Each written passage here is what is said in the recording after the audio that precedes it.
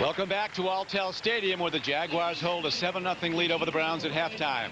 Don Criqui with Steve Tasker. Believe it or not, the Jaguars have only 58 yards total offense in the first half, yet they lead the game. The Browns, Steve, have now gone 7 straight quarters without an offensive touchdown. And it continues. I mean, this is a game that is about missed opportunities for the Cleveland Browns. Their special teams have let them down a little bit, and also their offense. On special teams, the opening series of the game, a blown field goal opportunity. Phil Dawson pulls this one wide left, and then this kickoff return for a touchdown goes for nothing. It comes back. They get 1st and 10 on their own 20 after a holding penalty, and then the blocked field goal takes away another 3 points. This is a game that the Browns should be, if not leading, they should have had more opportunities to score. I mean, they blew an early touchdown as well. Tim Couch missing Mark Campbell on a touchdown. I mean, this is all about the Browns' inability to perform offensively. And the Browns can't get the ball downfield to their wide receivers. And you have to think what a lot of people in Cleveland are thinking watching this game. You go to Kelly Holcomb before long. Well, Kelly Holcomb is one of those guys. The most popular guy in any NFL city is the backup quarterback. And Mark Brunell will tell you that here. There's 101 quarterback rating. Exactly. But this is a guy in Butch Davis who has a lot of faith in Tim Couch. I think they feel he's going to be the guy here for the future. And let's face it, Tim Couch, the one problem he has, I think, is the fact that he's trying to do this all by himself. He does not have the ability, or doesn't seem to look out and just find the open guy in the defense. Forget about throwing past the first down markers. Look around, take your time, don't try and do it yourself. You see him in a heated conversation there, counseling from the offensive coordinator, Bruce Arians. Son, this is what we have to do here. The big problem in this Browns offense, their run game has been strong, is the inability to get the ball to their wide receiver. They've had very good success on first down in all of their possessions, and I think if that continues, the Browns are going to find themselves in this game. The Jaguars are very used to being in close games. The problem is they're used to losing close games this year. The Jaguars' own kicking game has let them down. They're in their 4th place kicker of the year. They've lost a couple of games by 2 points, and if there's one guy after lopping off $65 million that Tom Coughlin would like to have back, it's Mike Hollis, one of the leading scorers in the Jaguars' history. Money Mike Hollis, who is just fabulous, but he left, went to Buffalo. And now the Browns kick off to start the 3rd quarter. Back for the Jaguars, Stacey Mack and Ike Charlton. This is Charlton. And he runs it out to the 30-yard line. Relatively good field position for Mark Brunell and the Jaguars offense, tackled by Lenoy Jones. Yeah, you talk about the close games the Jaguars have been in. This is them. I mean, these games are like by 2 points. There's 2 points here, 2 points there, 2 points there, and 3 points. And those are over the course of the entire season. And their kicking game has let them down. And a lot of those games, it's not like the Jacksonville Jaguars came back quick. Those were all decided in the final minute of play. They had either a chance to win or missed an opportunity in the final minute. Yeah, those 4 losses, though, by a total of 9 points. Brunell play fakes, lets it go long. Coverage is there, so's the receiver. Broken up beautifully. Corey Fuller, who had an interception and 3 pass breakups last week, an outstanding game against Carolina, breaks it up, intended to Patrick Johnson. Well, this is a great play by Corey Fuller. He has coverage on the receiver, Patrick Johnson. He has him on the outside, so it's easier for him to turn and see the football. Usually you see a defender and a receiver reverse positions with the receiver next to the sideline. I think the defensive back, Corey Fuller, looking back, says, hey, this is a little easier to defend when I've got the receiver and the ball in front of me. Well played, Fuller, who was complimented on his great play last week. He said, well, it wasn't good enough. They lost the game. A lot of guys feel that way, Don. Now to the run, Fred Taylor, who so many times shoots into a pile and comes flying out the other side with plus yards, is slammed to a stop by the Cleveland defense. Big Gerard Warren, tough to block. First to hit him, along with Earl Holmes. Gerard Warren and Orpheus Roy really doing a great job against the Jacksonville running game today. I mean, I think they've decided that Mark Brunell, with his bruised hand and all, is going to have to beat him through the air. Fred Taylor's not going to do it. And I think that works to their advantage, because now, once again, the Jaguars in 3rd and 10. 3rd and 10 it is. So many of these Brown defenders have played college football in the state of Florida. Lang's from Miami, Warren from Florida, Roy from Florida State. And there's more. Here is a full blitz, and Brunell makes a throw. Caught by Brady and well defended by Tyrone Rogers, who gets the tight end. So an excellent first series of defense by the Browns. And now they'll get the ball for the first time in the second half. You can tell why Mark Brunell is caught off guard by this blitz, because Tyrone Rogers, a defensive end, is out, and he's covering Kyle Brady, the tight end. And that's something that confuses the offensive line. You think the big, heavy linemen are going to rush. Well, they don't. They go into coverage. Chris Hansen with another very good punt. Andre Davis backpedals. Coverage is tremendous. Superb special teams play by the Jaguars. Micah Ross was down to make the tackle. And there's also a penalty marker down where the stop was made. A substantial loss on the return. That's a sensational punt and outstanding coverage by Micah Ross. Hansen's booming, and that was a 55-yarder. Now the penalty tacked on. Wow. Browns will start deep in their own end. That's going to end up to be over a 65-yard net punt. Return. Illegal block in the back. Number 36, the return team. Drew Bledsoe not having a happy homecoming in New England. You see here, he takes it back and just tackled.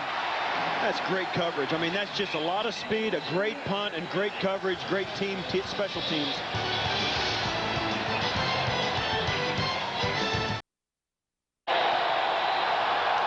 Back to Jacksonville. Browns ready to go. Looking to get out of jail now deep in their own end. There's a good way to do it as they give the ball straight ahead on the power run to William Green. Stopped by Marcus Stroud. Who would you pick as the 2002 NFL MVP? Bledsoe, Favre, Gannon, quite possibly, Holmes, maybe, Michael Vick, or Ricky Williams? Well, this guy's the flavor of the month. Bledsoe, it's not Williams. Yeah, this guy's the flavor of the month, but I think Brett Favre is still the guy that's the MVP. He's got a few of them. He's won 3. Second down for the Browns. Play fake. Couch takes a look. Throws the ball. Wide open receiver. And they finally get the ball downfield, and this is Kevin Johnson on the run out to the 32-yard line. So this drive, the start of the 4-yard line with a 22-yard gainer, is now out to the 32. And finally they find a way to get Kevin Johnson the football down the field, and this is a play-action fake. They've been so successful on first down in the running game that's the kind of play-action fake that will open up the passing game, and finally Kevin Johnson finds a way to come underneath and get open. More of that from the Browns here in the second half. Johnson, 53 catches for the year. His first today. Another play fake. Throw, open receiver. That's Campbell, the tight end. Big Mark Campbell, the free agent from Michigan, very sure-handed. He's ahead for 26 yards. Well, at halftime, you heard us talk about Mark Campbell and the missed opportunity for the touchdown on the opening drive of the game. That's the exact same play that came open early in the game. Mark Campbell right up the seam, and you see there, that's T.J. Slaughter that bites on the fake, and then he can't get back in time to cover Campbell. That's a play that's going to, the Jaguars, I can bet, they're going to see that one again today. Well, obviously, Steve, they said to Couch at halftime, you're our guy, go out and get it. Now, almost a big run ball. He's down. That will not be a fumble. Paul Spicer makes the stop on William Green. William Green continues to run the ball really well. And I was watching him in pregame warm-up, and the thing about him that strikes you is that you get the feeling if you give him a soccer ball, he could play soccer really well, too, or a golf club, he could do that. You give him a hockey stick, and he could shoot the puck. You know, you give him a baseball bat, and he can hit home runs. I mean, this is a guy that is an athlete. He's a football player. He's an athlete. You ask him to do a lot of things, and he'll be able to be good at all of them. Well, the one he's best at is running the ball. 14 carries for 51 yards for Green, the rookie from Boston College. Back to Green on second down. He's got a gap. Look at him use the change of pace move, and the Browns come out. I don't know what Butch Davis said at halftime, but I'd like to hear it. Well, he probably told him, said, listen, Pittsburgh's getting beat. You know, we got a chance to climb back into the playoff race in a big way because today Pittsburgh is losing their football game to Houston, and that puts us, if we can get to 7-6, all of a sudden we're looking pretty good. Yeah, the Steelers starting the day with a game-and-a-half lead over the Ravens and the Browns. But now can the Browns capitalize? So many times they've gotten down here and stalled. Working now on 8 straight quarters without an offensive touchdown of the Browns. But they're moving it on this drive. Green. And he comes out of the blocks quickly. Good run defense there. Wally Rayner, the former Brown, who was quite open in his displeasure with the way he thought his departure from Cleveland was handled. Yeah. He thought he should have been called in and counseled about what was going on. Yeah, that's the one thing you'll hear about players when they're like, they don't care if you cut them. They don't. Well, they do, but it's not so much that you cut them or release them or trade them, but the way they're handled. They need to be. They like to be informed, called first, let them know what's going on, instead of finding out some other way through the media or another way. Well, Butch Davis said as soon as they made the deal, he was made the decision on, they called him in to talk to him. Handoff, William Green, back and play football inside the 15 and down to the 12-yard line. A first down on second and a long 7. What a great stiff arm William Green gave right there at the end of that run. And as we get down inside the 15-yard line here, Don, we've seen it and talked about it. This is where their offense has absolutely evaporated. William Green here on the run play, and they have really gotten some good runs from him today. And I'm telling you what, Ainsley Battles wants no part of that stiff arm next time. William Green, you see what he's done so far today, 98 total yards. And now the Browns challenging again, down by 7. The Jaguar following kicks in with big crowd noise. Throws, tight end gets the ball. That's Hyden. He's inside the 5-yard line. Slaughter brings him down, but it's close to a first down. He gained about 8 or 9 on the play. You can really, excuse me, Don. You can really see the confidence they have now. The play fake is what it's all about. William Green has been killing the Jaguars with the run game, and now the play fake is the great complement to that. And that's what it's all about. The Browns' play selections right on. Bruce Arians, offensive coordinator. No more crucial time than inside the 5 now. Look at the Jaguars pack the defensive front now. They're not going to give the Browns the run. So Couch is going to throw. And he does a good job throwing it away. Makes a completion somehow. Here we go. Here we go. He got hit way early over there. Did Hyden.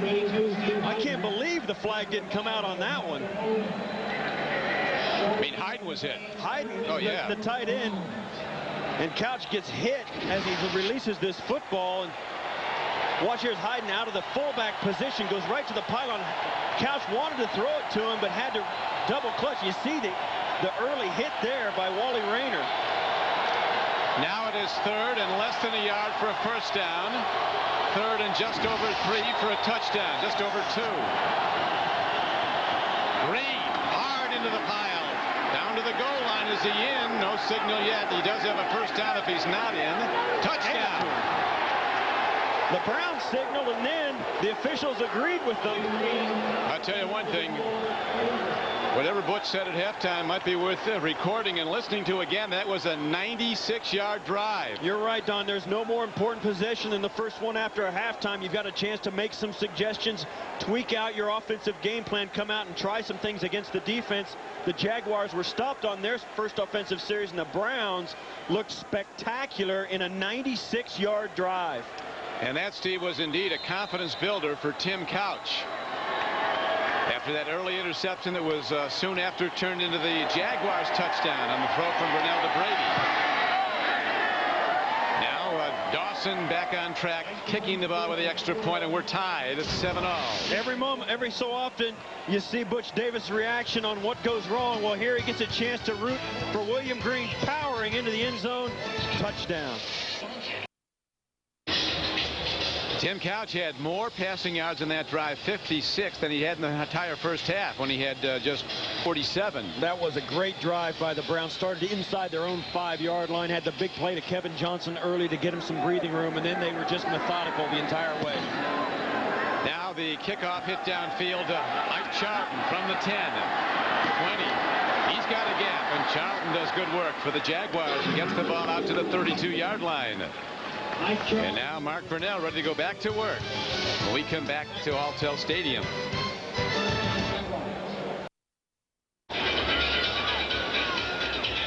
Mark Brunell ready to orchestrate the Jaguars offense as he's done so brilliantly. He was the first trade they ever made on draft day in '95 when they came into the league. They sent a 3rd-round pick and a 5th-round pick to the Packers for Mark Brunell. And they got a guy that might end up a Hall of Famer. He's the 7th-ranked passer in the history of the league. And now to the run. Go the Jaguars, and they bust one for 11 yards. A 12-yard run on the play. Fred Taylor delivers the goods. Friday on CBS, the holiday classic Rudolph the Red-Nosed Reindeer is back, followed by Robbie, the new reindeer in town, starring the voices of Ben Stiller, Britney Spears, and even our own Dick Enberg and Dan Deerdorf. Fun is all here Friday starting at 8, 7 Central on CBS, America's most watched network.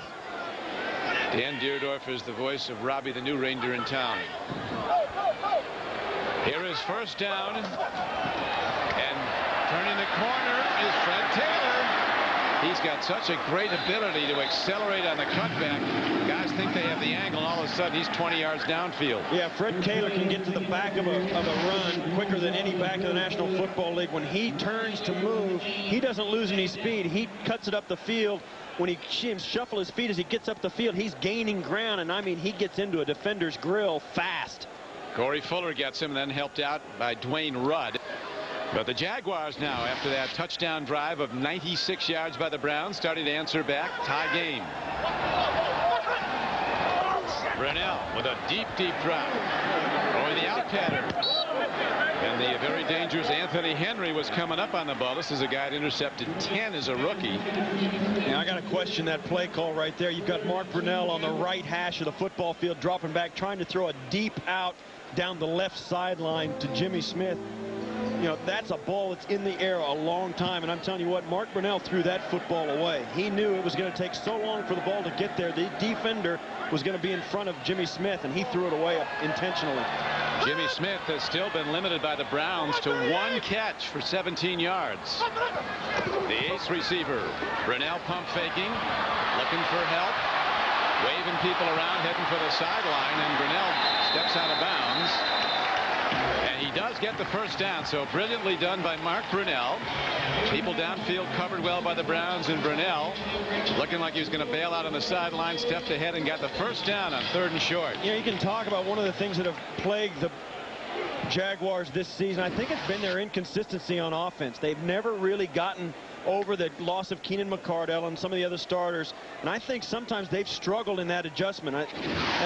You know, I think you have to put some of that at the feet of the offensive coordinator. Well, right now the offensive coordinators are making the right calls, and here is Fred Taylor. Talked about his breakaway speed. He's gone. No flags. 44 yards.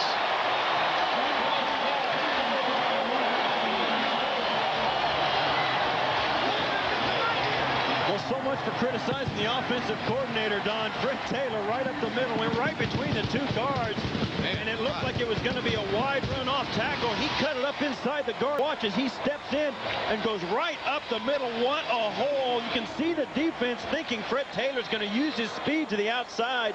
There's nobody home. Brown defender got tackled at the line of scrimmage. Here is the extra point, hit up and good.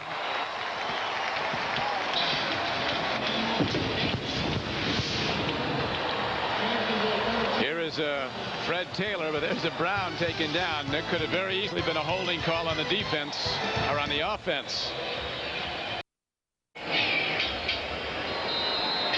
Back to Jacksonville, Florida, where Fred Taylor has just broken a 44-yard touchdown run. Now the kickoff to Cleveland, hit downfield. Here's Andre Davis with the blockers in front. Out to the 26-yard line. You'll recall the kick return of 92 yards by Andre Davis. It was called back on a blocking foul. Now let's look at the blocking on the touchdown, Steve. Was Don maintains it. Here's the block right here. You're looking at the center and the nose tackle right over the football, and as the play takes place, watch. That's Orpheus Roy, and as he tries to turn out, you see John Wade grab the back and spin him around to the bottom. We know that Orpheus Roy didn't faint. No. So he fell on his back from something. No, I think the real block was on Gerard Warren by Chris Naoli, who took him out of the play, and there was no pursuit on the backside to close that hole down.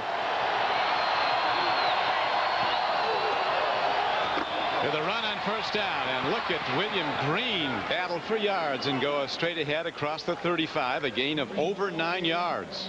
The Jacksonville Jaguars have no answer for the first down run game of the Cleveland Browns. William Green is absolutely slashing through them on first down for 8, 9, 10 yards every single time they hand him the football, and it's between the tackles. That's the amazing part about it, Don. You see those guys, bounce back and turn around, but when he does it through the tackles, between the tackles, that's amazing.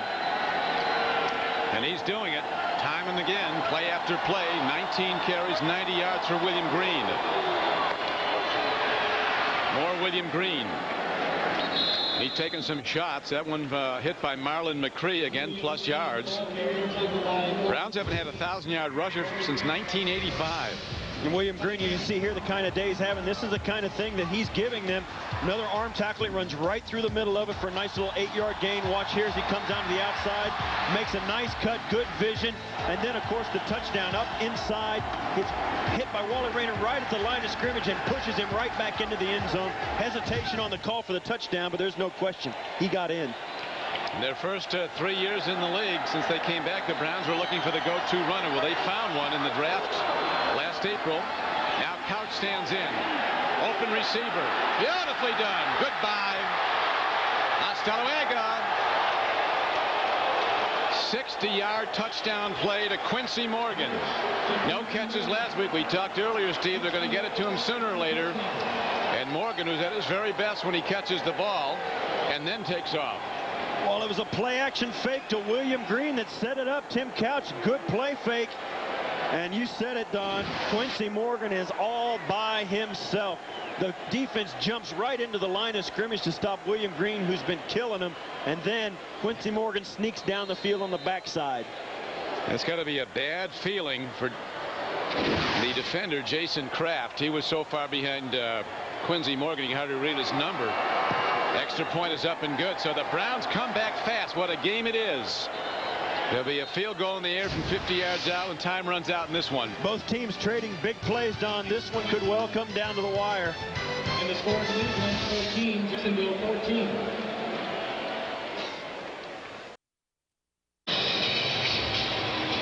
Tim Couch lighting it up in the second half. He's now 12 for 19 for the game. His last throw, a 60-yard touchdown pass play to Quincy Morgan. Now the kickoff, hit downfield. Ooh, a big mistake. Oh, yeah. Jaguars will start way out. That's what you don't. That's 40. One of the things you don't see a veteran kicker like Dawson do very often. There's no question his plant foot must have slipped. This is an excellent playing field. Yeah, on the last play, the touchdown to Tim Couch, watches William Green takes the fake handoff. He's going to help out Ross Furba and Barry Stokes on Paul Spicer. And watch, Furba's got him by the scruff of the neck. Stokes pulls him down across his chest. No hold is called. Paul Spicer is asking for it. And on the outside, Jason Kraft hits the deck after trying to get physical with Quincy Morgan at the line of scrimmage, loses his footing and falls down. And it results, all of that, in a touchdown for the Cleveland Browns. Now what does Mark Brunell do with his Jaguars? Was he come out throwing? It was 7-0 Jaguars at the half.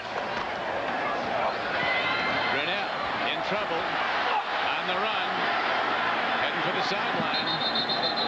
And he does well to get ahead for a gain of a yard and not get hit. Earl Holmes in hot pursuit, the former Steeler who spent 6 years with the Steelers. I'll tell you what, the Cleveland Browns are playing very good defense today, with the exception of the run to Fred Taylor. Overall, they have really held Mark Brunell in check. He's looking for receivers, can't find him. The pass rush is there. He's had to scramble a couple of times for his life. Now, he's good at it, but that's something I think the Cleveland Browns will live with. Digging in is Orpheus Roy. Taylor. Well, he takes a shot, held up, and then Earl Holmes cleans him out to Kennard Lang. Earl Holmes, another of the Florida players in the Browns defense. He played for the Rattlers of Florida A&M. Yeah, he got the tackle, but Kennard Lang made that play. The defensive lineman stunned it toward the side of the fullback and got out into the middle of that play. Kennard Lang got up the field and forced Fred Taylor to stop and reverse his field. Big down now. Third down. Jaguars with Brunell in the shotgun need 8. Burnell pointing out an all-out blitz could be coming. The Browns line up blitzes, and they're coming. They're coming big time. Burnell gets it away, and the tackle is made short of the first down. Well done by Lewis Sanders, who made the stop on Jimmy Smith about 3 yards short of the first down. You're right, Don. Lewis Sanders matched up on one of the best wide receivers in the NFL and gets it done. He's all over him. He gives up the catch, but not the first down. Look at the coverage. Excellent. Uses the off arm, keeps the left arm or the right arm off. That's well played by Sanders. And it forces the Jaguars into a punt. Chris Hansen hits a high punt. Andre Davis coming up on the ball. That's it by the Jaguars as the ball is down way back at around the 5-yard line. A 47-yard punt by Hansen and no return. Excellent coverage once again by the Jaguars, and field position dictated by the special teams is in favor of the Jaguars once again, and Cleveland's in the shadow of their own goalpost. Coming up next, it's a showdown for the AFC West when Rich Gannon leads the Raiders against LaDainian Tomlinson and the Chargers, or the Broncos battle the Jets.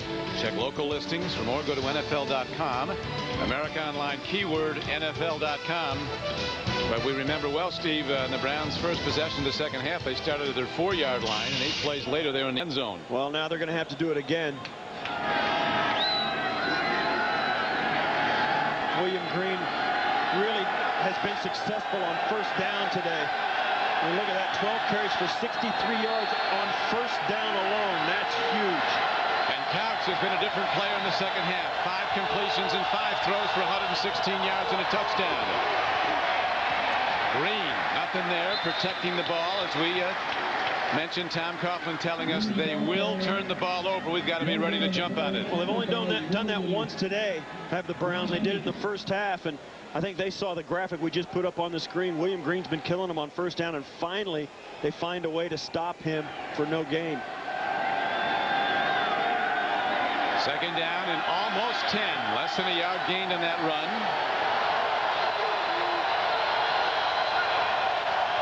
Defense coming up. Safeties are coming up, looking to play run. Couch is going to throw from his end zone. Got an open guy, and Tim Couch getting the ball out to the near side, and then receiver coming up with the ball. Andre Davis is ahead to very close to a first down. Hey, Andre Davis does a nice job at the end of this catch, just reaching over the first down mark, and it looks like he got it. Watch here as Couch finds him coming across the formation, turns it up, and watch how he reaches. And I think they're going to have to give him the first down on that. They're going to measure. And they did. They gave him the first down. That's an excellent play by Davis, giving the little extra bit at the end of that run.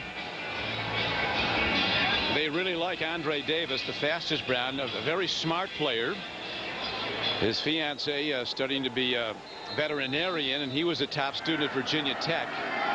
What they like even better is he scored 7 touchdowns in his rookie season. Cleveland having a great day offensively, Don. Couch takes a look, throws over the middle. He goes to the wrong side of Andre Davis, but somehow Davis gets the ball. The turnovers in this area greatly magnified, and the Jaguars are looking to get one. Yeah, you think here as the Browns turn around are going with the sun at their back. And let me tell you something, Don, as a receiver, and I know this is an old cliche, when you turn around and look for that football, especially going towards the Cleveland sideline, you're looking right back into the sun. You can see the shadows going towards that way. The sun's not that high in the sky here. And time winding out here in the third quarter, just 21 seconds to play in it. With a run on 2nd and 6. William Green gets a little bit, not much, and that'll wind the third quarter down and out. Andy Clark makes the stop. So a lot of pyrotechnics in the third quarter, including some terrific throwing by Tim Couch. The end of the third quarter, it's tied up at 14 all. We'll return after a word from your local station. 7 in a row. Tim Couch has been lighting it up in the second half. He's hit all 7 of his passes in the second half, including the 60-yard touchdown throw to Quincy Morgan. And now he has a big throw coming up. On third down, he's going to face blitzers. Jaguars giving a lot of defensive looks. Couch stands on the inside. It was a foul. They caught the ball anyway, but he was hit before he caught it. Yeah, you're right, Don. Quincy Morgan was hit very early there. Kawaki Thomas was just too quick on the coverage, but there was no flag, and they get the reception anyway. And you'll watch, here's Tim Couch. It's a quick throw, gets rid of it. And that's a great catch by Quincy Morgan, Don. There's nothing more difficult than catching a football with a guy hanging on you trying to keep you from doing it. Yeah, that was big for the Browns as they move all out now close to their 30. First down. Couch, his confidence growing. Throws the out. His receiver fell down, and looming very close to the ball was a Jacksonville defender, and he had an open track to the end zone. He caught the ball. Marlon McCree was out there again, who picked off Couch once today. Log on to NFL.com as Texas Tech head basketball coach Bob Knight talks about growing up as a Browns fan in Ohio, about having John Gruden as a ball boy at Indiana, and about his relationship with Bill Belichick. It's only at NFL.com or on America Online. Enter keyword NFL.com. 2nd and 10.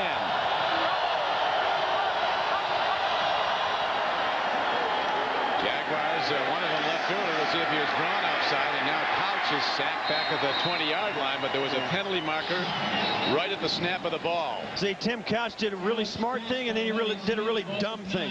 The first smart thing was he knew he had a free play, and the dumb thing was trying to change it after the ball was snapped. He was signaling his receivers to go deep. Offside. Number 51 defense. And you just can't do that. You can't just stay with the play that's called if you're Tim Couch. You see, watch the defensive line jumps across. He knows he's got a free play. Now watch as he tries to signal his receivers to do something different than it was called. They can't see that. You got to just go with the play called and know that if anything bad happens, you're going to get it back. Well, they did get 5 yards on the offside call, so the ball is positioned now at the 35. Just short of it. 2nd and 5. Beautifully executed play and great block there. Green is stopped as the Jaguars recover. Boy, it takes a lot of practice time to pull that play off. Oh, William Green made a wrong step. Block went back to the inside on Danny Clark, and William Green ran right into it. Tim Couch had, you're right, Don. I mean, that was a play that took forever and a day to develop. Watch, it's a play action pass up the middle, then a fake end around, then a screen pass to the near side. Now watch there. You see Sean O'Hara block Danny Clark back to the inside, and William Green runs right into it. After all of that, the back makes a wrong move. That was a big play by Danny Clark of the Jaguars, fighting through the block to make the stop. Now it's 3rd and less than 2 yards.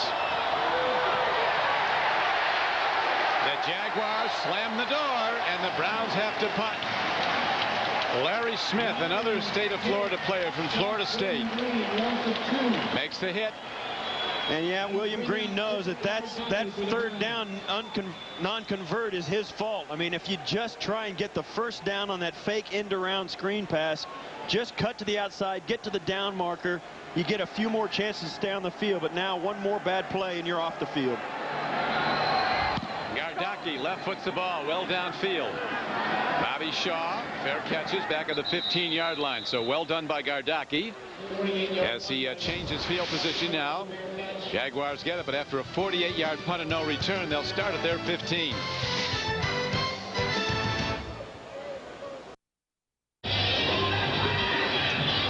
With Steve Tasker, this is Don Criqui back at Alltel Stadium in Jacksonville.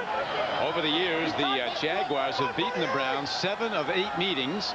Cleveland's only win came here last season. Brunell in trouble, dumps it over the middle. And a very good open field tackle by Earl Holmes. Let's see what the Bills are doing, starting to come back a little against the Patriots. Here's Jim Nantz. Yeah, they've just started the 4th quarter, Don, and the 3rd quarter belonged to the Bills. They were down 20-0, but here it's Bledsoe to Moulds. The feet were in to cut the lead in half, 20-10. Buffalo with the football, down 10. Start of the 4th quarter. Back to you, Don and Steve. Thank you, Jim. I think the Bills get the uniform award this year, don't they? Yeah. It's like the CFL. Taylor, man, as Earl Holmes is playing football now, he's really shedding the blocks and making hits. Yeah, that was on a 2nd and 6. It's now 3rd and about 9. And you think the way this Jaguar offense has been inconsistent, and you think maybe the general manager, Tom Coughlin, needs to persuade his head coach, Tom Coughlin, to replace his offensive coordinator, Tom Coughlin. That's right. I mean, that's a lot for one guy to do. And you got to think that he's got so much to think about that he can't commit fully to being an offensive coordinator. Eat what's on your plate. He's got a full one. He should weigh 260 if he ate all of that stuff. Third down, big throw coming up now. The Browns are sending blitzers. Here is Brunell getting some time on the run. Look at their linebacker go after him, and the ball is thrown downfield. Is very good defense. Brant Boyer, who spent 6 years here as a Jacksonville Jaguar, was the guy in hot pursuit, number 52. That's an enormous stop by the Cleveland Browns defense. Brant Boyer running Mark Brunell down, running him to the side of the field. He has nobody over there to help him out, and it forces the Jaguar punt. And you think, you know, Tom Coughlin took up the play calling for the Jaguars because his offensive coordinators kept getting hired away. Hansen with another good punt. Andre Davis comes up and fair catches the ball. That's a nervous business, Steve. You used to be in it, returning punts. It's the worst job in football, Don. The team can play great, and you can still lose it for them.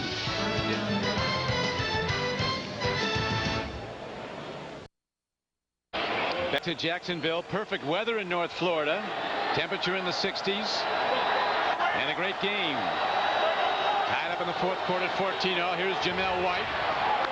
Gets a block. Jamel White's got a first down, but there might be a blocking foul as the marker's thrown, and Butch Davis is down to protest that. Quincy Morgan latched onto the defensive back over there and wouldn't let him get back outside.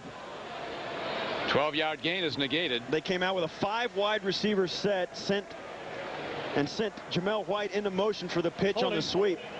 Number 88, offense. 10-yard penalty. Repeat first down. Well, they call that on Jackson, but I think it's going to be on Quincy Morgan. You'll watch right here, and he just grabs him and won't let him go. And negates a 10-yard play on first down. And now it becomes a first down and 20 play. And there's the penalty count. They're expensive, especially in an evenly matched game like this. Browns with 8 penalties to 4 for the Jaguars. Ouch, tip ball. Big rushers coming up the middle, get pressure on Tim Couch. You see over in Pittsburgh, Houston still leading the Steelers, and that's enormous for this Cleveland Browns team. If they win today, if they can find a way to beat these Jaguars and Pittsburgh goes on to lose, they are a half game out of first place.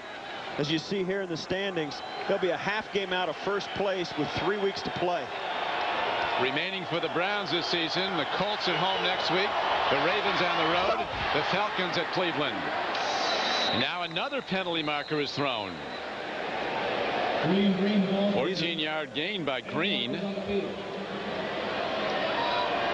And these were thrown Tim Couch early. says it's against the Jaguars. Yeah, it's going to be 12 men, I think. Illegal substitution, or they didn't get a guy off.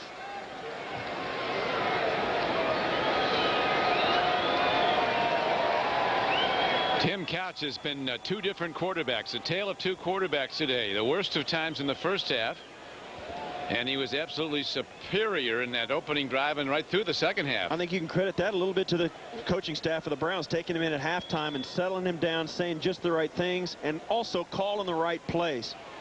This guy's a great motivator, Butch Davis. His guys play for him. I think that's the one thing, you know, as a player, I always used to say, you know, people wonder what it's like to play for different guys. My criterion was always this: did the players like playing for him, and did they play hard? 12 men on the field at the snap. Penalties decline. Third down. Well, there's 1, 2, 3, 4, 5, 6, 7, 8, 9, 10, 11. Oh, and there's 12 right there. And he's trying to get off, and he's not going to make it. Works in the Canadian League. Yeah, that was Larry Smith, who couldn't make it off the football field. Not in the NFL. You can't play with more than 11. You can play with less than 11 if you so choose. In your wisdom. And there was the second half numbers. You saw the difference. Third down. Here come the blitzers. Couch takes a look. Here's the rush. They get him. And Couch does a good job getting the ball away downfield for an incomplete pass. saving the sack and about a 10-yard loss, but they will have to punt the ball to the Jags. Well, Marco Coleman got in there, and Couch bought himself a little bit of time by shuffling to his left, but when he goes to his left, he'll have to open his hips to throw the football, and to do that, he has to stop, and Marcus Coleman catches up to him. Watch, he buys himself a little time. When he opens his hips to throw, he gets caught. Now, if he was left-handed, he could have gotten that throw off. Marco, a native of Dayton, Ohio. Not a great punt as it skips out of bounds. A rare, not good punt by Gardocki. And so the Jaguars will have the ball when we come back with 9:42 left to play in the game tied.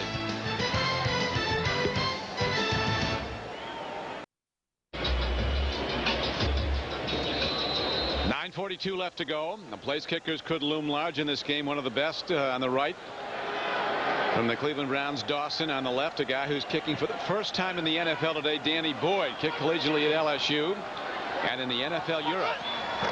1st and 10 for Brunell and the Jags. And there is Fred Taylor, that same trap play up the middle as they split open the Browns defense.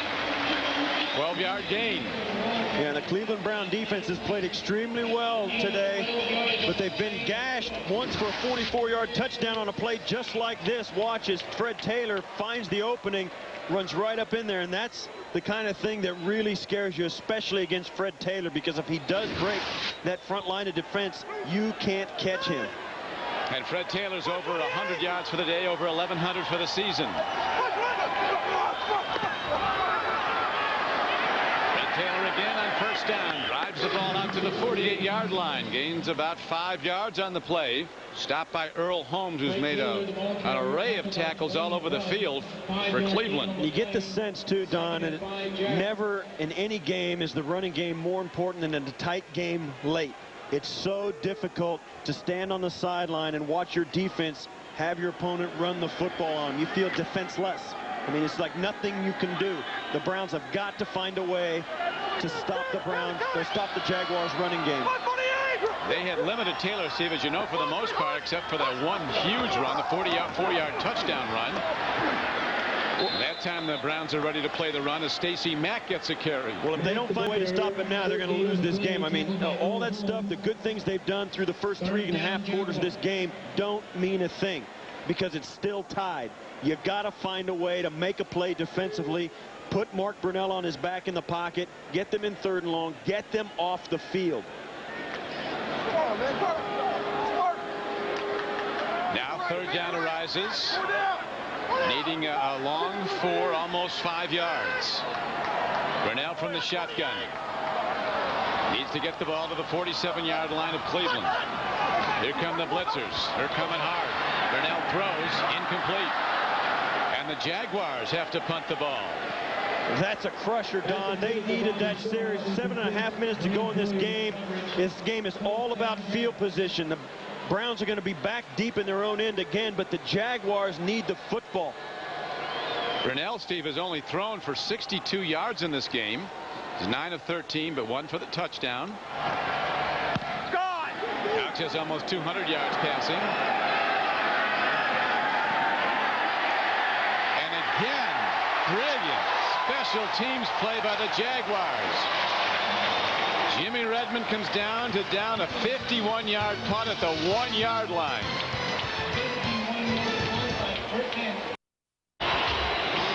The Browns in this tie game now backed up at their 1-yard line on a brilliant special teams play. The punt by Hansen, Redmond downing the ball. And what do you do here, Steve? Pretty soon you got to open it up from your end zone. There's no question about it. I throw the football out of my own end zone. It's too big a field for the defense to defend. You've got a lot of space to get open out there. Use it. That's what they're going to do. Makes the throw and the catch. And Hayden, a 270-pound tight end, sure-handed, makes his 3rd catch of the day. It wasn't much, but in truth, it was a lot. It got them out of jail to their 5-yard line. Yeah, and it gives them a manageable 2nd down play. And this is a catch that Hayden has made all day. He's made a couple of 1st downs with this little flat catch. He's very sure-handed. Almost got a touchdown earlier on that play. Hayden goes out. A big rookie tight end from Ohio State just came in, Darnell Sanders. Every time the ball switches possessions, the Browns are 10 yards behind. the Jaguars. That's huge over the course of the game, Don. William Green on the pitch. Gets wide, gets some, drives hard. Does he get to the 11? It was a second down run, very close to a first down. That's a big-time run, Don. William Green, little hesitation on the outside, picking his spots, getting to the outside, being very patient behind his offensive lineman, getting out there in front. It looked like at the beginning of this play, watch as the Jacksonville Jaguars, they've got this strung out. He's patient, a little hesitation, draws the block inside, and then makes the nice move outside. That's a running back really helping out his O-line. So it's 1st and 10. They talked to Butch Davis telling us they didn't play William Green early because with rookies, pass blocking so important, and they can blow a block and you can lose your quarterback. Now Couch, play fakes, looking long. Down the field, and Kevin Johnson can't get to the ball. Johnson had a step on the defender, but it will be 2nd down and 10. Tim Couch was late and low with that throw. Kevin Johnson was open for a moment. Tim Couch had him, but he just didn't put enough on that football to get it out there. That looked like a throw where he almost was like your rearview mirror in your car. Things are closer than they appear. Tim Couch thought he was about 10 yards closer than he was. And this is a real chess match. I mean, the players coming in and out on both sides. Different defensive packages for the Jaguars. Couch needs to get at least 5 yards, Don, to get in the 3rd and manage the spot. Just get half of the first down. Up, and Green takes it straight ahead, and he is struck hard. Among the other things Green does well is protect the ball. He's got 2 arms on it when the contact comes. Kraft hit him first. The Browns offensive leaders today. There's Couch's numbers. The one interception was a little costly because it led to a touchdown by the Jaguars later on. And this guy, what a day he's had. That is a good day for a young guy. For anybody. Yeah. And now the 3rd downs get bigger as time winds down. 5:30 to play in the game. 3rd down, and the Browns need 6. Blitzers are picked up. The ball is slapped back, though. Incomplete, and the Browns will have to punt the ball from deep in their own end, and that was big John Henderson, number 98. Who many projected at the outset of last season at Tennessee could end up as the #1 pick in the whole draft. And Tim Couch had his receiver out to the flat as he lets this go. You see there, Henderson just sticks his arm up, and you'll watch here. It's going to come right open just past the first down. That's all you want. It was right there to be had, and the Browns just couldn't make it happen. Yardaki again left foots the ball, a high punt. And the Jaguars will get very good field position on the Cleveland side of the field. Field position has become really crucial in this game, Don. Cleveland's kickers have really let them down. Gardaki with 2 short punts here in the 4th quarter. Phil Dawson with a kickoff out of bounds. Scoreboard changing at Foxborough. We go back to Jim Nantz in New York. Jim. All right, Don, and the Patriots were able to slow down that Buffalo momentum as Antoine Smith runs it in from 4 yards out. Then they have advanced the ball right back to the Buffalo 25, now leading 27-10. Let's back to Don and Steve. Thank you, Jim. So the Bills, a turnaround year, much better than the season ago, but certainly not a playoff team. It would not appear. Now, Brunell cocks the left arm. Here come the rushers. Dumps it off. Red Taylor is down close to the 32-yard line. And a penalty marker's thrown. Guys were shoving, and a Jaguar did a great job of swooning. He fell on his back. Yeah, there was a little scuffle at the end of the play, and you said it, Don. The Jaguar player acted like he'd been much mistreated. Took a little dive, and the official threw the flag. It's going to be a personal foul, I think, on the Cleveland Browns. If you and I saw the same thing that the officials did. But that's an excellent play by Fred Taylor. The Browns think it's going the other way, that it was ignited by a Jaguar. But these guys will try to sell you anything. Yeah. Tom Coughlin thinks it's going personal to go. Foul. Number 78 offense. After the play was over. A 15-yard penalty.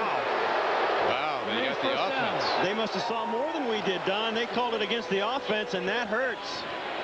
Todd Fordham, the right tackle. That was after the play, so it's still going to remain first down. But it'll be 15 yards further to go. So the Jaguars are no better off than they were when they just got the football back. And the irony that's starting to build now, the Jaguars last week were beaten by a kicker they'd cut in September. A guy came in to try out, Reed from the Steelers, who kicked 6 field goals here, including a 50-yarder. And now the kicker for the Jaguars is a guy who has never made an NFL field goal. He's made 2 NFL extra points today, kicking for the first time in the league. You know that there's not too many guys standing around him offering him support. I mean, this is a guy. There is no more lonelier spot than that one right there. It's first down for the Jaguars. Taylor finds again. And Fred Taylor's all the way down to the 25-yard line. A tremendous cutback run that is finally stopped by Robert Griffith, but way downfield, as they break it for the big gainer again for 24 yards and a first down. Well, the thing that Fred Taylor's doing differently in the second half that he did not do in the first half, as you said, Don, he's cutting back against the grain. They're getting the defense of the Browns moving sideways, and Fred Taylor is cutting it all the way back to the backside of the play, and he just uses his speed to outrun the backside contain guy. He's one of the very best when he's healthy, and he's been healthy all season. 19 carries today, 104 yards rushing in the second half, 28 yards in the first half. Taylor. Hard hit put on him at about the 21-yard line, a gain of a couple of yards. Darren Hambrick, 56, came up to make the stop for Cleveland. Yeah, Darrell Hambrick came up, and he was cleaned up by Earl Holmes as well. I mean, that's a running play that was played perfectly by the Browns, and you notice that's one that Fred Taylor did not cut back. The Browns have got the front side of these plays shut down pretty well, but when Fred Taylor cuts back, he's making them pay. Give you the idea of his value. Last season, the Jaguars were 2-0 with Taylor in the lineup. They were 4-10 without him. He's the engine. Grinnell looking up the middle, and Grinnell is hit and dropped short of a first down. He got to the 16-yard line, needs to get down for the first down to the 13. Mark Word stops him. There was a 4-yard gain. Well, we said from the top of the show, Don, that the most important statistic for either one of these teams is going to be their ability to convert third downs into first downs. And right now, the Jaguars have not had a more crucial third down than the one they're facing right now. Well, you can feel the pressure in this stadium. Yeah, everybody's standing up. I mean, this is a game that is on the razor's edge of going either direction. Third down. Jaguars needing 3. They go to the ace. He doesn't get there, and the field goal kicker will have to come out. Stacey Mack runs the ball, and he is stopped. Robert Griffith makes the stop. And I wonder why Stacey Mack is in there and Fred Taylor is not. Well, that's a third down package, and they've got a lot of faith in Stacey Mack. He's got more touchdowns than Fred Taylor does this year, mostly because on those short yardage situations he goes in. Now here's Danny Boyd, his first NFL career field goal attempt from 33 yards. The 4th kicker the Jaguars have had in the last 8 weeks. Snap and set down. Man, this guy put a charge into that. Danny Boyd booms it through. That would have been good from 60. Oh, yeah, he's not lonely now. Everybody wants to shake his hand now. Right. 2 minutes and 32 seconds. That's right, 2:32 to go, and he puts them in the lead.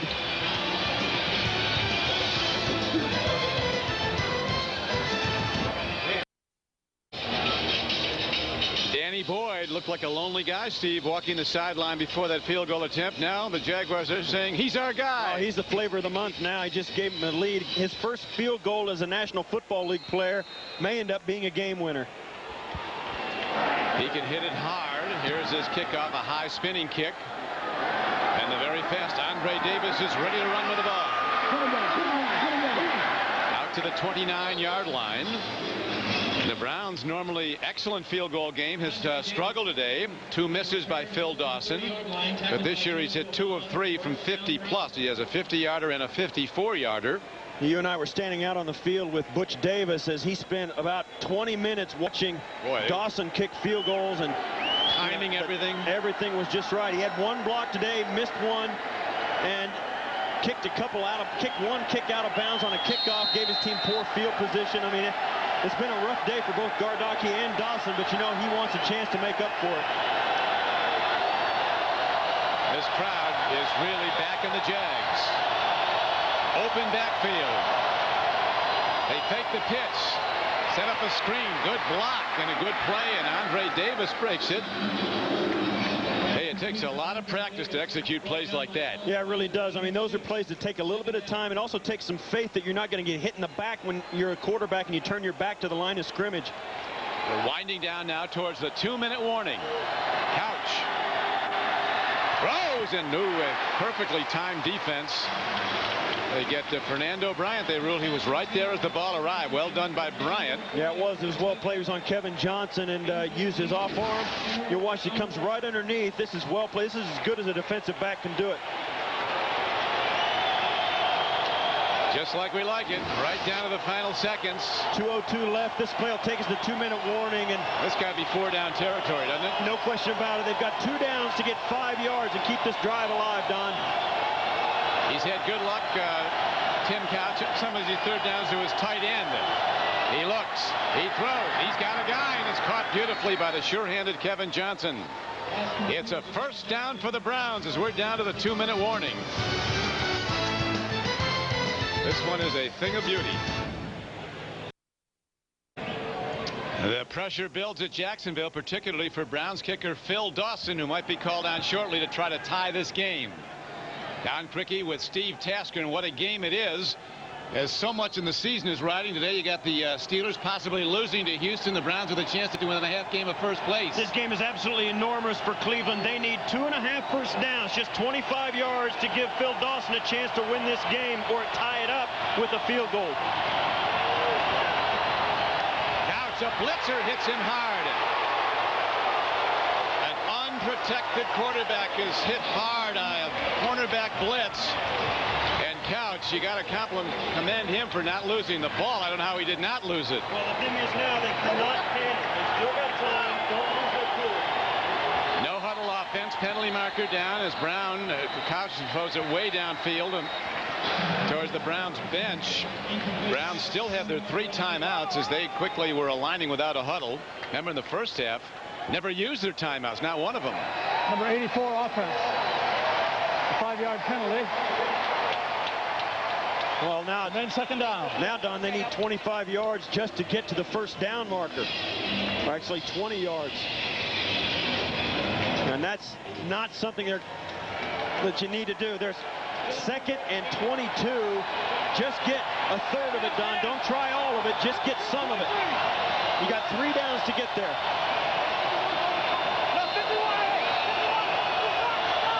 Middle of the field could be open because these linebackers are up to blitz. Couch looks. Another big rush over the middle of the field. It's intercepted. The ball is picked off by the Jaguars. Aiken Adele, a rookie from Purdue, makes the play that could be the game ender for Cleveland and the game winner for the Jacksonville Jaguars. 1:25 left to go, and Couch's second interception of the day gives the Jaguars command of this game. It was a bad decision on the part of Tim Couch, trying to go for most of the first down. On second down, they have 3 downs. They're in 4-down territory. You did not need the big play in this situation. Find somebody who is open, who can make a play. He tries to get it all at once, and Aiken Adele falls off from the inside guy he was guarding to the outside. He just follows Tim Couch's eyes, and they take him right to the football. Difference in this game comes down to what it often does in the NFL, turnovers. The Browns have turned it over twice. The Jaguars have turned it over not at all. Cleveland with all their timeouts, Don, you look for them to call a quick one after this play. Taylor taken down at the 20, and the Browns, here's a penalty marker fired in from way back. Field judge threw it in. Could be an offensive foul. It's going to be maybe a 5-yard face mask or something. I don't know what that was. It came in very late.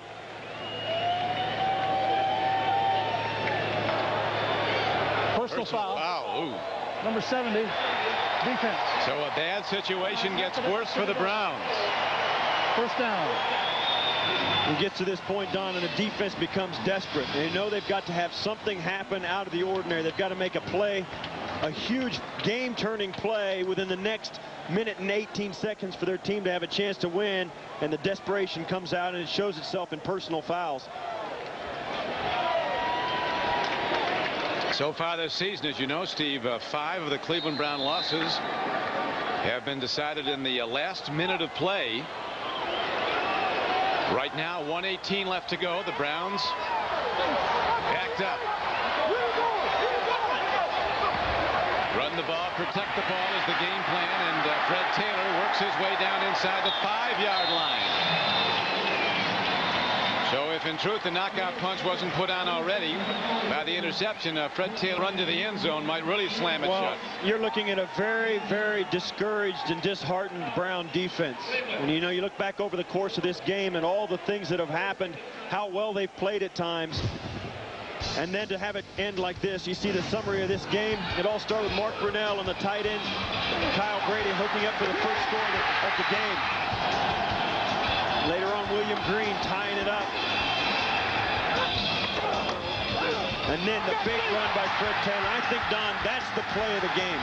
That's the one that was unexpected, the big play that maybe shouldn't have happened. And then Tim Couch on the play action finds Quincy Morgan down the sidelines to tie it back up. And then it turned into a field position battle. I mean, the Jaguars methodically and slowly with their kicking game pushed the Browns back deeper and deeper into their own end and got better and better field position, and it paid off with a field goal. That was the first field goal for the kicker in the NFL, and now right to the money, right to Fred Taylor go the Jaguars. Fred Taylor down to the 4-yard line. Fred Taylor today has run the ball 23 times for 147 yards. And that's what they missed a year ago, Don.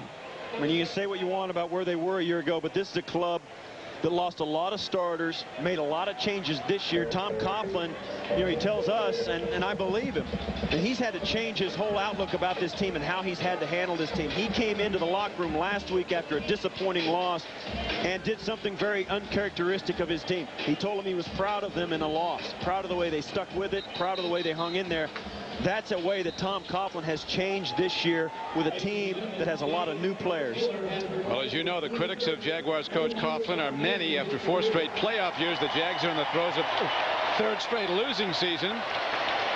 But the one opinion that matters is that of the owner, Wayne Weaver, and he says he fully supports Tom Coughlin and his staff. Maybe more than ever after this performance today. He's got a program that's been proven to work, Don. It's been successful. And yeah, they've had some rough years here lately, but they had huge amounts of injuries and they've lost some great players. Get ready for Fred Taylor. There he is. Going wide. Turning up. That was good. And it is 4th down as the Browns use their final timeout. So now the well-experienced place kicker, Danny Boyd, comes out. Oh, yeah. He's an old hand now. Danny Boyd standing, waiting to come into the football game. You know he's going to get another chance at it. I'll tell you what, Don, there's just a hair less pressure on this kick than there was on his first kick as a Jaguar, as a first kick as an NFL player, trying to put the game, give your team the lead late in the game. And I'll tell you what, that kick he hit, you and I were talking, that was a boom.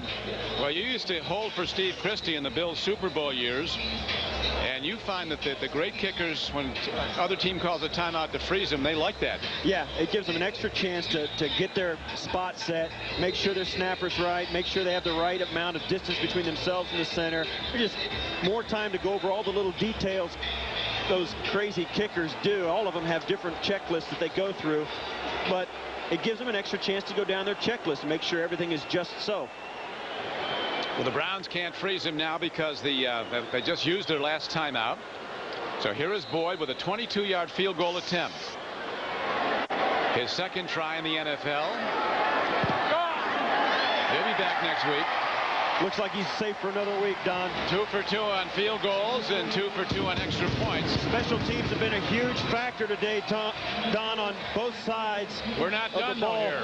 We are not done. So we've got a kickoff to go, and 52 seconds left. And watch this, and this is the one missed field goal by Dawson. Can't get it to go through. That was the first drive of the game, and then this. This may happen in a moment or two. Another touchdown return there that got called back. Phil Dawson had another field goal block. And you know that the Browns, when they go home tonight, they're not going to be able to sleep, not because of the fact that the Jaguars scored 20 points on them, but the fact that they left all those points on the field here in Jacksonville. That really comes down to 13 points. 2 missed field goals, 1 wide, 1 blocked, and of course the 92-yard kick return that was called back. But a lot of times you don't get a 92-yard kick return unless there's a blocking foul. Yeah, that's true. But by the same token, don't think that the Jaguars aren't thinking about that. I mean, they know that they've already been stung once, and they got a little bit lucky that the official called that hold, because you can call them a lot on special teams plays, and the fact that they called it let them off the hook for a 92-yarder. We'll see what happens on this kick. In the last 3 games now, Steve, Tim Couch has thrown 7 interceptions and 2 touchdowns. He is 1 and 2 today, 1 TD, 2 intercepts. A lot of people think you squib this. I don't agree with that. Let your coverage team kick it. Let them cover the kick. Don't kick it out of bounds. Don't line drive it. Just get a normal kickoff. Well, they hit a ground ball. Browns will get good field position. Out to the 47-yard line with still, I agree with you, Steve. I would kick it deep. Yeah.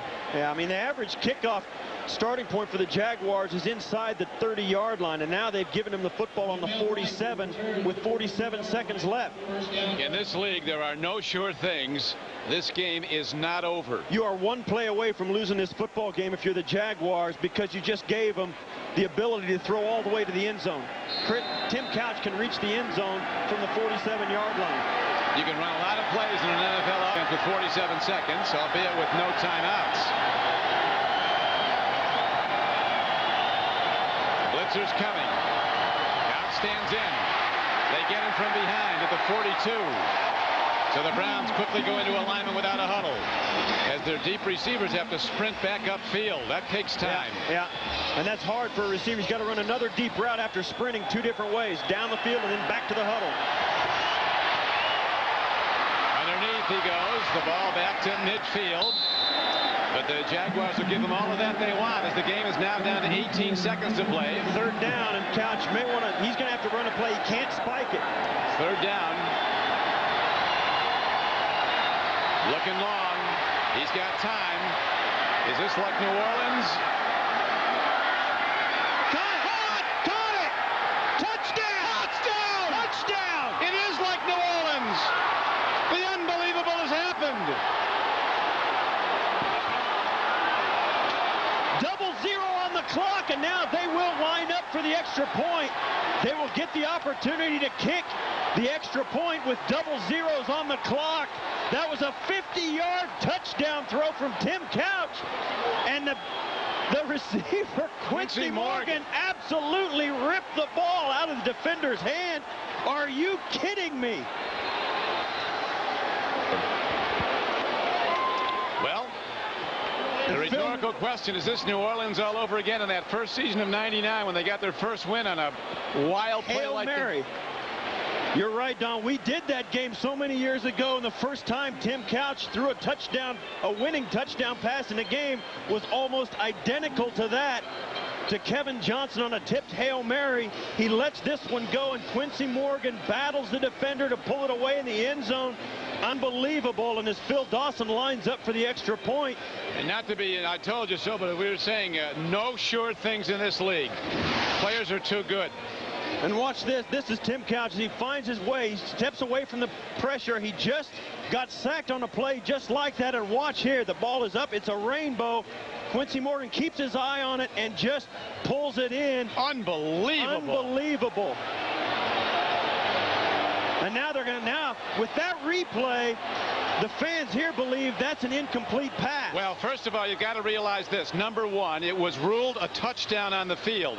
That means there has to be conclusive evidence, irrefutable evidence that it was not a catch. And what Quincy Morgan has to do is he has to have control of the ball. The ball can touch the ground, but he has to have control of it when it does. Now watch here as it comes down. The question is, does the ball roll around on the ground without him having control of it? But they called this a touchdown, and that's how it's going to stand unless they review this, and it's automatic. This comes down from the NFL officials in the replay booth upstairs, and they want to review this and get a look at it. And I think after that replay, Don, I think it deserves, I mean, a game winner like that, you got to look at it to make sure. He had it. Jim Blackwood is the replay official. Neely Dunn is the observer. And these guys are good at it. As you mentioned, Stephen, the last 2 minutes of the half or of the game. I mean, I'll tell you what, Don, it's automatically, I'm sorry to interrupt you, but think about this. Think about this. The last time these two teams met in Cleveland, there was a replay controversy where the Cleveland fans absolutely went crazy when the replay officials buzzed late after the ball was snapped on the next play, and it went against the Browns. Are we going to see that again today? Watch Tim Couch's reaction as he knows finally a play that was as improbable as any comes through for him. But again, we go back to on a turning over. The call on the field is upheld more than it's overturned. There has to be conclusive evidence that he did not catch the ball. And here comes the head official. They've made their decision.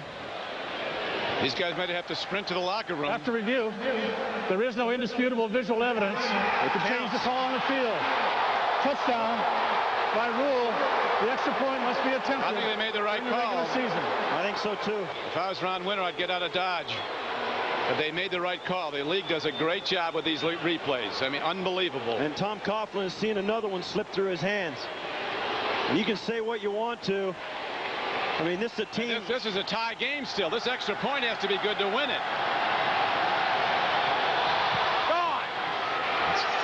Just inside the upright, it's good, and the Cleveland Browns steal one on the final play of a phenomenal game. Butch, that's unbelievable. Bush, and the Cleveland Browns know too, if Pittsburgh goes on to lose at home against Houston, they are a half game out of first place. And you see there, the whole family's happy at Butch Davis as they run off the field. And man, I'll tell you what, Don, that's Butch's son. You can play a lifetime in the National Football League and never, ever have a lucky break like the Browns got on that last play. What a play it was. And if you're the Jaguars, that has to be getting hit in the solar plexus by Lennox Lewis. That is unbelievable. The Browns came back and did it. Now for Steve Tasker, this is Don Criqui. Glad you could be with us for one of the most extraordinary games of this season as the Browns on the final play come from behind and beat the Jaguars 21-20.